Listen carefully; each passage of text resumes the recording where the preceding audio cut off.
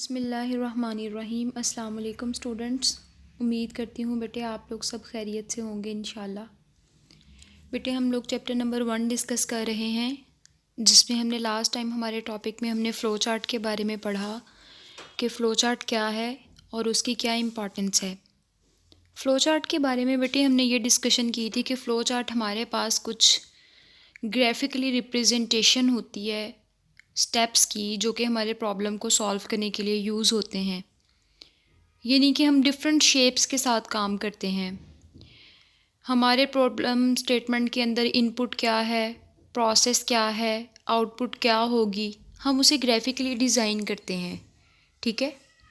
तो बेटे जब भी हमें कोई भी प्रॉब्लम स्टेटमेंट आती है, सबसे पहले हम फ़्लो चार्ट डिज़ाइन करते हैं। जैसे मैंने आपको रियल लाइफ में भी एग्जांपल दी थी कि अगर हमने बिल्डिंग बनानी है तो हम मैप पहले ड्रॉ करते हैं।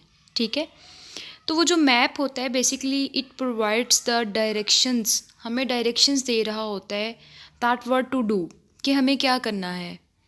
इसी तरह से जब हम कंप्यूटर के अंदर प्रोग्रामिंग करते हैं या फिर कोई हमें प्रॉब्लम स्टेटमेंट आती है, तो हम उसके स्टेप बाय स्टेप काम करते हैं और उन स्टेप्स को जब हम ग्राफिकली डिज़ाइन कर लेते हैं थ्रू शेप्स, हम ये बता देते हैं कि हमारी इनपुट क्या है, प्रोसेस क्या है, आउटपुट क्या है, या अगर हमारी प्रॉब्लम स्टेटमेंट के अंदर कुछ कंडीशंस आ रही हैं वो कैसे जो है हमने लगानी हैं, वो क्या होंगी कंडीशंस। तो इन ग्राफिकली तमाम चीज़ों को रिप्रेजेंट करने का नाम फ़्लो चार्ट है बेसिकली। आपके पास कोई प्रॉब्लम स्टेटमेंट आती है, आपने कौन सी शेप किस पर्पस के लिए यूज़ करनी है, कैसे करनी है, अपना प्रॉब्लम कैसे सॉल्व करना है, आज हम वो डिस्कस करने जा रहे हैं कि हमारे फ़्लो चार्ट के सिंबल्स क्या हैं बेसिकली। सबसे पहले देखिए बेटे हमारे पास ये कुछ सिंबल्स हैं, इनके नेम और इनकी डिस्क्रिप्शन यानी इनका पर्पस साथ साथ लिखा हुआ है कि जब आपके पास कोई भी प्रॉब्लम आता है आपने किस हिसाब से कौन सा सिंबल यूज़ करना है। जैसे सबसे पहले यहाँ पे देखें बेटे आपके पास है ये एरो सिंबल। ठीक है, इसको हम कहते हैं फ़्लो लाइन। अपने फ़्लो चार्ट के अंदर इसका जो नेम होता है उसे हम कहते हैं फ़्लो लाइन, वैसे हम इसको एरो सिंबल भी कह सकते हैं। ठीक है, याद रखने के लिए। फ़्लो लाइन की डिस्क्रिप्शन क्या है बेटे, ये हमें फ़्लो चार्ट के अंदर बताता है कि हमने किस तरफ मूव करना है। वन स्टेप से नेक्स्ट स्टेप हमने राइट जाना है, लेफ़्ट जाना है, अप जाना है या बॉटम में जाना है। ये आपको पता है एरो के जो हेड होते हैं वो हमें डायरेक्शंस मेजर करते हैं, ये हमें फ़्लो बताते हैं। So it is use to determine the flow of steps in a flow chart. तो ये फ्लो चार्ट के स्टेप्स बताने के लिए कि अब हमने इसके बाद कौन सा स्टेप करना है, हमारा सेकंड स्टेप क्या है, थर्ड स्टेप क्या है। एरो के हेड ये डिनोट करेंगे कि what will be the directions. Second step बेटे हमारे पास सेकंड जो सिंबल है वो ओवल शेप है, इसको हम कहते हैं टर्मिनल। ठीक है, ओवल शेप होती है, टर्मिनल इसको कहते हैं फ्लो चार्ट की सेंस में। ये हमारे किसी भी फ्लो चार्ट को स्टार्ट करने के लिए या फिर एंड करने के लिए यूज़ होता है। जब भी बेटे आपने फ्लो चार्ट स्टार्ट करना है या एंड करना है आपने टर्मिनल सिंबल यूज़ करना है। ठीक है, तो सेकंड सिंबल भी आपको क्लियर है, टर्मिनल सिंबल है, ओवल शेप है ये आपके पास, और इसका पर्पस क्या है, स्टार्ट और ending the flow chart. Third हमारे पास है प्रोसेस सिंबल। ये देखिए आपके पास ये एक रेक्टेंगल है। अगर आप शेप्स के नेम देखते हैं ना, तो ये मैं शेप्स के नेम जस्ट आपको आपके सिर्फ मैथमेटिक्स में आपने ज्योमेट्री में अक्सर ये शेप्स पढ़ी होती हैं, तो जस्ट मैं उनके नेम इसलिए बता रही हूँ कि आपको थोड़ा याद रहे, लेकिन फ़्लो चार्ट की सेंस में इनके नेम यहाँ पे मेंशन किए हुए हैं, ये सारे इनके नेम हैं। जैसे मैंने आपसे कहा कि ये एक रेक्टेंगल शेप है, लेकिन फ़्लो चार्ट की सेंस में इसे प्रोसेस सिंबल कहते हैं। कौन सा सिंबल कहते हैं, प्रोसेस। डेफिनेटली प्रोसेस सिंबल कहाँ पे यूज़ होगा, जहाँ पे हमने कोई भी प्रोसेस करवाना हो। जैसे बेटे मैंने कोई फ़्लो चार्ट बनाना है जिसमें सम करना चाहती हूँ, यानी दो नंबर्स को एडिशन करना चाहती हूँ। वो जो एडिशन है वो एक प्रोसेस है ना, तो वो जो एडिशन का फॉर्मूला होगा वो मैं इस सिंबल के अंदर राइट करूँगी, ताकि मुझे ये पता चलेगा कि मेरी प्रॉब्लम स्टेटमेंट के अंदर प्रोसेस क्या है। ठीक है, इसके बाद मैं आपको एक एग्जांपल भी दिखाती हूँ जिसमें तमाम सिंबल्स का जो वर्किंग है वो क्लियर है। नेक्स्ट हमारे पास है ये डायमंड सिंबल। इसके बारे में आपने पढ़ा हुआ है कि ये आपका डिसीजन मेकिंग सिंबल है।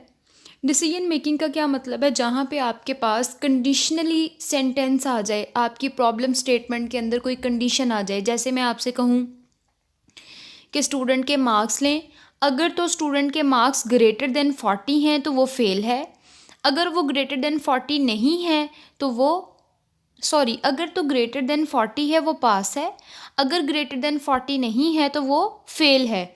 यहाँ पे मेरे पास एक कंपैरिजन कंडीशन है, एक कंडीशनली स्टेटमेंट है कि मुझे कंडीशन की बेस पे दो ही आंसर्स मिल रहे हैं, या फिर येस या फिर नो। यानी या तो मेरी कंडीशन ट्रू हो सकती है या मेरी कंडीशन फॉल्स हो सकती है। तो इस तरह के केसेस में मुझे ऐसा सिंबल चाहिए जो डिसीजन करे। तो यहाँ पे बेटे ये जो सिंबल है वो डिसीजन मेकिंग के लिए यूज़ होता है, ठीक है। It shows a conditional operation that determines which one of the two paths to take. The operation is commonly a yes or no question or a true or false. कहते हैं जहाँ पे आपके पास प्रॉब्लम स्टेटमेंट के अंदर कुछ conditional operation आ जाते हैं, जहाँ पे आपको ट्रू और फॉल्स के केस में आंसर चाहिए है या फिर येस और नो की फॉर्म में आपके पास कुछ क्वेश्चंस आ रहे हैं, वहाँ पे आप डिसीजन मेकिंग सिंबल यूज़ करते हैं, ठीक है। उसके बाद आपके पास बेटे ये पैरेललोग्राम सिंबल है बेसिकली, और फ्लो चार्ट के अंदर इसको इनपुट आउटपुट सिंबल कहते हैं। जब भी आपने कोई इनपुट लेनी है और आउटपुट डिस्प्ले करवानी है, आपके प्रॉब्लम स्टेटमेंट के अंदर इनपुट क्या है आउटपुट क्या है वो दोनों ही इस सिंबल में लिखी जाएंगी। लास्ट वन आपके पास कनेक्टर है। ये कनेक्टर बेटे आपके जो फ्लो लाइंस होती हैं, बहुत ज़्यादा आपके फ़्लो चार्ट के अंदर अगर आपकी बहुत ज़्यादा फ़्लो लाइंस होती हैं तो आप अपने फ़्लो लाइंस को कनेक्ट करने के लिए, यानी ये जो एरोज़ होती हैं, अगर 3 साइड से एरोज़ आ रही होती हैं उनको कनेक्ट करने के लिए। उसके अलावा बेटे ये आपके डिफरेंट फ़्लो चार्ट के पेजेस होते हैं ना, ज़रूरी तो नहीं है आपका फ़्लो चार्ट एक ही पेज पे पूरा आ जाए। अगर आपका एक पेज पे फ़्लो चार्ट पूरा नहीं आ रहा तो आप उस पेज के लास्ट पे भी एक कनेक्टर लगा देते हैं, ये सिंबल यूज़ कर लेते हैं। और जहाँ से नेक्स्ट आपका कंटिन्यू है उस पेज के ऊपर भी आप ये कनेक्टर यूज़ कर लेते हैं, जो कि ये आपको बता रहा है कि आपका फ़्लो चार्ट कंटिन्यू है, एंड नहीं हुआ। कनेक्टर आपके पेजेस को भी कनेक्ट करने के लिए यूज़ होता है, आपके फ़्लो चार्ट के अंदर आपकी जो फ़्लो लाइंस होती हैं उनको भी कनेक्ट करने के लिए यूज़ होता है, ठीक है। ये बेसिकली आपके पास 6 सिंबल्स हैं, और ये बेटे आपका लॉन्ग क्वेश्चन है पेपर में, आपको ये लॉन्ग के पॉइंट ऑफ व्यू से बहुत इंपॉर्टेंट है। इससे पहले जो हमने फ़्लो चार्ट के लिए रिक्वायरमेंट्स देखी थी वो भी आपका लॉन्ग क्वेश्चन था, इसको एज आपने लॉन्ग क्वेश्चन रेडी करना है। अगर आपको इसमें कोई भी प्रॉब्लम होगा आप मेरे से डिस्कस कर लीजिएगा। अब हम एग्ज़ाम्पल की तरफ चलते हैं।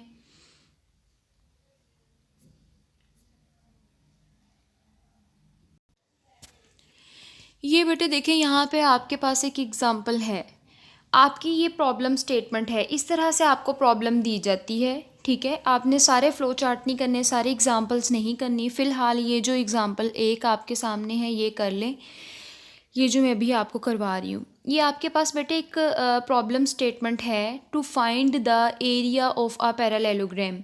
आपने किसी भी पैरेललोग्राम का एरिया फाइंड करना है। सबसे पहले तो आप अपने माइंड में सोचें, मैथमेटिक्स के अंदर आपने पढ़ा हुआ है कि जब भी पैरेललोग्राम का एरिया फाइंड करना है तो आपके पास दो चीज़ें होना ज़रूरी हैं। एक तो आपके पास बेस होनी चाहिए और एक आपके पास हाइट होनी चाहिए, ऐसा ही है ना।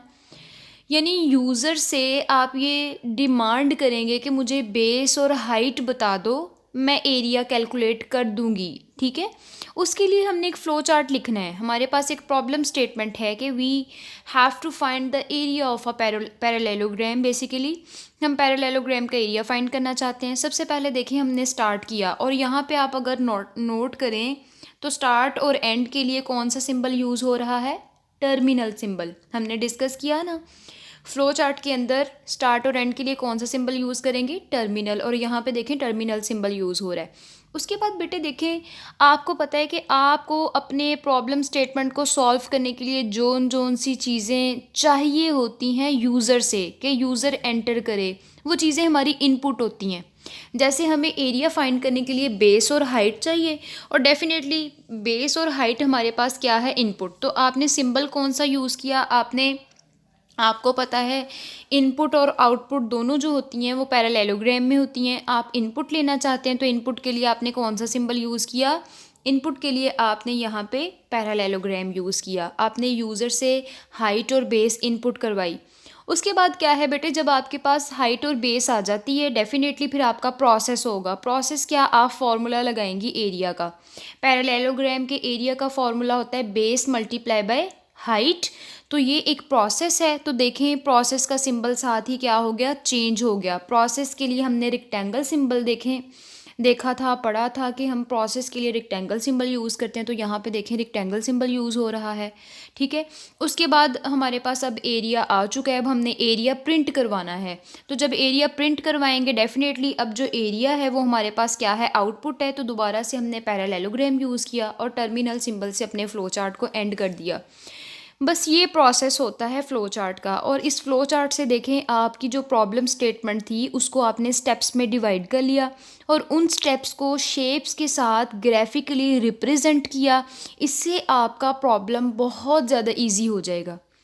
अब आपको कोई किसी चीज़ की ज़रूरत नहीं है कि और आपको ये भी पता चल गया कि आपका जो सॉल्यूशन है वो करेक्ट है या इनकरेक्ट है, क्या आपके पास एक राइट सॉल्यूशन आ जाएगा। ठीक है, क्योंकि आप इस फ्लो चार्ट के अकॉर्डिंग इनपुट लेके उसका एरिया कैलकुलेट करके देखेंगे ना।